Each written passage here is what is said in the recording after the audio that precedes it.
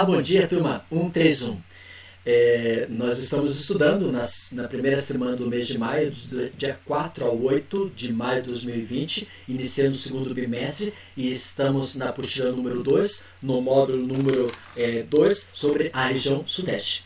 E na aula passada nós estudamos com vocês que a região Sudeste é a região mais importante economicamente do Brasil. Mas antes de estudar a economia da região Sudeste, nós estamos estudando com vocês os aspectos físicos. E na aula passada nós falamos sobre a fronteira que faz a região Sudeste relacionado ao Brasil, e também nós conversamos sobre o relevo. E eu pedi para vocês lerem lá na página da apostila número 2, na página número 15 e na página número 16 e na página número 17, relacionado à questão do relevo. E hoje vamos ver alguns outros assuntos mais relacionados ao aspecto físico dessa região, que é a hidrografia. Antes de começar essa aula, vamos pedir a presença de Jesus através de uma oração. Que a tua presença, ó Deus, possa estar presente conosco nessa aula. Que os alunos do terceiro ano possam entender o assunto que vai ser falado nesse momento. Muito obrigado por tudo. Em teu nome te pedimos, em Jesus Cristo, nosso Salvador. Amém. Esse é o rio Pinheiros, que corta a cidade de São Paulo, capital, né? E você pode observar que eles estão trabalhando com esse rio para que esse rio possa se tornar um rio limpo e um rio um pouco com cheiro agradável, né? Pela formação de concentração industrial que temos aí, pela via de transporte, que vai ligar, por exemplo, a parte norte, a parte nordeste com a região sul do Brasil, passando na cidade de São Paulo, que é a região sudeste. Bom, na hidrografia nós podemos observar nesse mapa aqui, você pode observar que no mapa apresenta, por exemplo, a questão da bacia do São Francisco, a bacia do Platina, a bacia do leste, a bacia do sudeste e sul, e nós temos as principais usinas hidrelétricas. Dessas principais bacias, você pode observar no mapa, nós temos a principal bacia chamada Platina, que vai dar origem então ao rio Paraná, e nesse rio Paraná nós temos uma grande concentração de várias usinas hidrelétricas. Esses rios podem ser rio de Paraná pode ser de planalto ou de planície também. Também nós podemos observar na parte amarela a de São Francisco, que ela se inicia lá na parte norte ou parte central da região de São Paulo, pega Minas Gerais e deságua lá na parte nordestina, e a bacia do leste, que é praticamente a letra C e a letra D, que é banhada pelo Oceano Atlântico. E isso vai influenciar praticamente nesse tipo de formação climatológica, tá? Que são formação de rios. Quais são as características principais de lá? A maior parte dos rios da região sudeste é formado de planaltos, ou seja, se é formado de planaltos, ele não serve para navegação, então ele serve para fornecimento de energia elétrica, por serem rios rápidos, encaixorados, né, e grande atividade de erosão para provocar o que nós chamamos de rios de planalto. Outra característica, cursos volumosos, igual elevados índices pluviométricos. Tem muita água nesses rios? Sim. Por que tem muita água? Porque nessa região onde passa nós temos o clima chamado tropical úmido, com muita chuva, muita concentração de chuvas diariamente, provocando volume excessivo nesses rios de planalto. Outra terceira característica, o rio mais importante, ou a bacia mais importante da região sudeste, é chamado rio Paraná, que dá o nome de bacia do Paraná, que ela vai pegar lá da região centro-oeste, sudeste, sul do espaço brasileiro.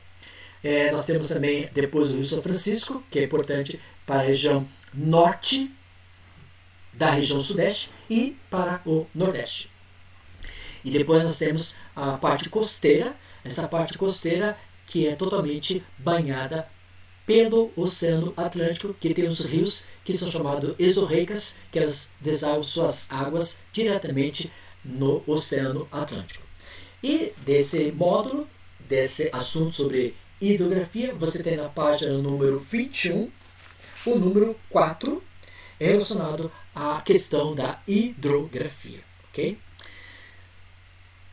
Da página número 18 e página número 19 do seu livro, veio falando sobre clima, né? Como que se apresenta o clima da região sudeste. E você pode observar que nós temos a predominância do clima chamado tropical. Esse clima, predominância do clima tropical, pode ser clima tropical quente e úmido, conforme a sua origem. Se for do continente, ele é tropical seco. E se vem do oceano, então é tropical úmido. Depois você vê lá no sul de São Paulo, ali tem o trópico de Capricórnio, e quase com a fronteira com o estado do Paraná, nós temos o clima chamado subtropical. E tudo que está pintado em roxo, que está banhado pelo Oceano Atlântico, desde lá do Espírito Santo até São Paulo, nós temos a região chamada clima tropical úmido litorâneo, pela grande concentração de chuvas provocadas pelo Oceano Atlântico. São massas de ar tropical, que é chamado M minúsculo, T maiúsculo e A minúscula. M massa, T tropical e A atlântica, que são massas que vêm do oceano em direção ao continente, provocando grande quantidade de chuvas. Então, na região sudeste, nós temos 3 tipos de clima. O clima tropical continental, temos o subtropical e o clima tropical úmido. Quais são as características mais importantes? A localização latitudinal, né, porque está entre a linha do Equador e o Trópico de Capricórnio. Então, nessa região, nós temos a predominância do clima chamado tropical, que é 75% do Brasil. Conforme as suas altitudes, mais de morros, como nós vimos na aula anterior, serras, vamos ter então essa altitude, e a altitude vai formar então o que nós chamamos o clima tropical mais frio, por causa das áreas elevadas. Maritimidade seria toda a região que é banhada pelo Oceano Atlântico. Ele vai ser um clima tropical quente, mas temos a presença de umidade por causa que vem brisa do mar do Oceano Atlântico em direção ao continente, provocando uma amenização da temperatura. Depois nós temos El Niño e Laninha, que vamos ver agora com vocês o significado das mesmas. El Niño e Laninha. Os dois podemos observar o seguinte: El Niño e Laninha são eventos climáticos do Pacífico que podem provocar o aquecimento ou pode provocar resfriamento vindo do Oceano Pacífico em direção ao nosso espaço da região sudeste. E aí vamos ver o que é uma e o que é outra, né? O El Niño é o fenômeno resultante do aquecimento, até coloquei em vermelho, aquecimento anormal das águas do Pacífico na costa litorânea do Peru. Então, quando está muito quente, ela está aquecido nessa região, ela vai provocar o quê?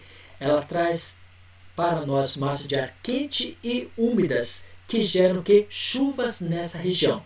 E essa região vai ter ali na região do Amazonas, Nordeste brasileiro, também na nossa região Sudeste brasileiro também ocorrendo isso. Por causa do que? Aquecimento anormal das águas do Pacífico, na costa do litoral. E essa massa de ar, como está sendo levada pela presença de ventos, ela também vai influenciar a nossa região, provocando o El Niño.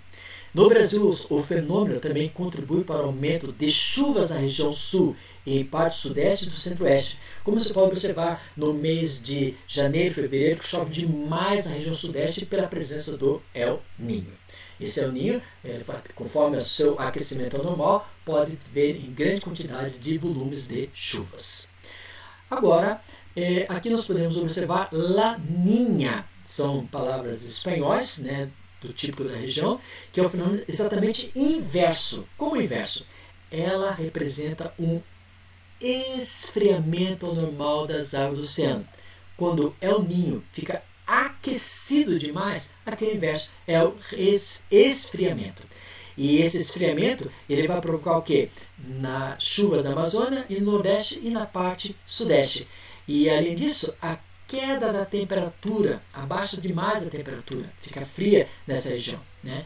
Então, o El Niño é uma grande concentração de chuvas, e Laninha tem chuvas, mas vai ser um pouco mais do que menos comparado ao El Niño, e a temperatura ela abaixa, provocando então o resfriamento das estações do ano. E aqui nós podemos observar o esquema do ventos fracos e ventos fortes. Nesses ventos fortes vêm da linha do Equador e ventos fracos vêm da região dos trópicos em direção ao Equador. Na página número 19 e 21, conforme essa formação de clima que nós temos, que é o clima tropical, continental, tropical úmido e o subtropical, nós vamos ter a formação vegetal. E conforme a localidade, nós temos esses tipos de vegetais, tais como, você pode observar no mapa a grande presença da formação de áreas que apresentam uma grande composição de caatinga, que você pode observar que está pintado em amarelo, que temos ao norte da região sudeste, Minas Gerais, por exemplo. Você vai encontrar a região do Cerrado, que praticamente está pintado de azul ali, essas bolinhas, que ela pega praticamente toda a região da sudeste, principalmente Minas Gerais, na parte oeste, e pegando um pouco do interior central do estado de São Paulo. Depois nós temos a presença da massa tropical em laranja, que é a predominância, quase se pode observar, pegando praticamente o estado de São Paulo e Minas Gerais. Depois nós temos a Mata Atlântica, que ela pega lá do norte da região sudeste, lá do Espírito Santo, passando por Rio de Janeiro e São Paulo. E finalizando, temos a presença de campos distribuídos em alguns pontos da região da Mata Tropical, principalmente no sul, sudeste, praticamente do estado de Minas Gerais, e a vegetação em vermelho, que é a vegetação litorânea, que é a vegetação típica banhada pelo Oceano Atlântico. Uma vegetação de grande concentração pela formação de chuvas que ocorre nessa localidade. O que você vai fazer? Aí nós fizemos um espaço trabalhando com o aspecto físico, o relevo, a hidrografia, o clima e a formação vegetal. E agora na página número 20 e 21, ali tem 4 exercícios que você vai realizar, fazer e enviar para a plataforma Eclass para ser validado como nota para o segundo bimestre do ano de 2020. Eu quero agradecer porque você está cooperando, que você está fazendo suas atividades, que está mostrando, tirando foto, mandando para a plataforma da Eclass, e isso tudo vai lhe dando uma nota para você. Se cuide, fique em casa, se proteja, que Deus possa estar presente com você constantemente. Vamos orar? Que a tua presença, ó Deus, possa estar conosco nesse dia e possamos sentir sempre a presença de Jesus no nosso coração.